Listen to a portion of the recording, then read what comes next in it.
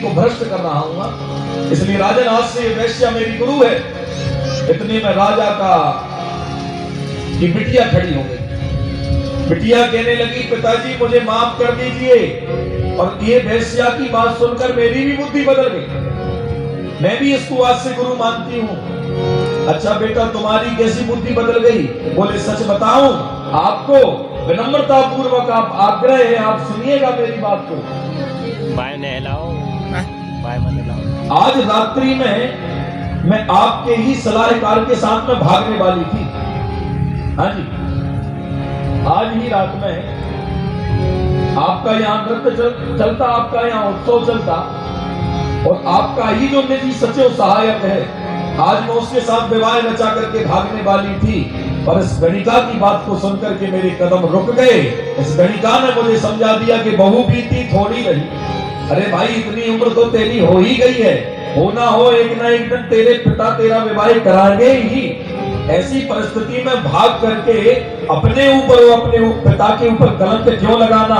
इसलिए पिताजी, आज इस वैश्या की बात को सुनकर के मेरे जीवन में परिवर्तन आ गया। इसलिए आज से मैं इसको गुरु बनाती हूँ, स्वीकार करती हूँ। अब बताओ, किसकी बातों में बुद्धि सुधर गई? वैश्या की बातों में। इतने में छोरा खड़ा हो गया, बोले हम भी इसी नंबर में हैं। बोले तुम्हें क्या हो गया? बोले मैं तुम्हें मरवा रहा था पिताजी।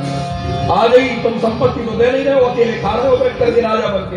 अरे भाई, बुढ़ापा आ गया, बुद्धि सटिया गई, अब जाओ जाके आराम करो। पर फिर भी तिजोरी की चाबी तुम हमें देते नहीं, तो इसलिए हम जा रहे हैं। पर इसकी बातों ने मेरे जीवन में परिवर्तन कर दिया। उसने कह दिया, अरे राम राम, बहू बीती थोड़ी रही, पूरी जिंदगी पिता की बीत गई है, बची इतनी सी है। इतनी एक झपक के कारण कहीं ना कलंक लग जाए, पिता को मत मरवा, अन्यथा पूरे जीवन का ये कलंक तेरे सामने से मिटने वाला नहीं है। इसलिए पिता को मत मरवा। परिवर्तन ही परिवर्तन। अब उस वैश्या ने सुना कि जब बताओ इतने बड़े बाबा जी हमें गुरु बना रहे हैं, अपन गाय को रह जाए पीछे, तुरंत उसने संन्यास ले लिया और वन में जाकर के भगवान का भजन करके भगवान को प्राप्त कर लिया। ये है भक्ति, ये है परिवर्तन। परिवर्तन के लिए आपको कोई भी रास्ते चलते गुरु जो है वो आपको ज्ञान देकर के चला जाएगा, यदि आप शिक्षा लेना चाह रहे तो। और मूर्ख हृदय न चेत, जो गुरु मिलहि ब्रंचि सम। मूर्ख आदमी कभी नहीं समझ सकता, चाहे शंकर जी गुरु बन के क्यों ना जाए वहां सामने। इसलिए गुरु की बड़ी महिमा है। जीवन में गुरु तो बना लेना चाहिए, पर ऐसा गुरु बनाइए जो आपको गोविंद से जोड़ने का काम करे। जो अपने आप से आपको जोड़ रहा है वो आपका गुरु हो ही नहीं सकता है। वो गुरु के नाम पर कलंक है, ये समझ लेते। अच्छा, गुरुओं की बात चल रही है, एक बात याद आ गई। आवाज काहे नहीं बढ़ा रहे थे? कोई दिक्कत है? थोड़ी आवाज खोल दो बेटा, एक ही बात बार बार बोल।